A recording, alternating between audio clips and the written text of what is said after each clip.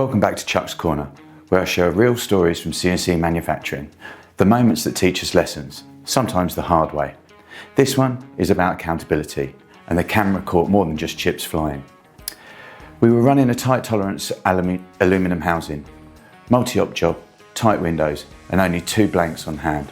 One of our guys, newish but experienced enough, was on setup duty for Op 2. He called me over, said the fixture must have been out of alignment. The tool caught an edge and gouged the part, just barely. He swore he followed the setup to the letter, but something fell off. The way the part was clamped didn't look like our procedure. Now, I don't like micromanaging, but I did have a camera over that machine, so I checked the footage and there it was, clear as day. He skipped one of the clamping steps, only used the front bolts and eyeballed the alignment. The cutter caught just enough to drag the part.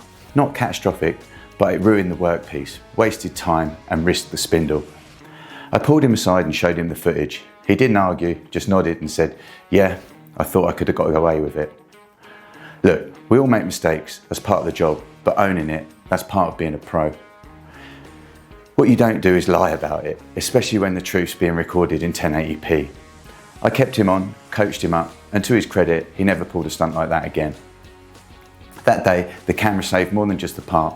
It saved trust and reminded everyone accountability matters just as much as precision. Ever had someone try and cover up their tracks in your shop? Or maybe you got caught red-handed once too. Let's hear about it in the comments. We've all been there. And if these real shop stories hit home, like the video, leave a comment and subscribe so you don't miss the next one.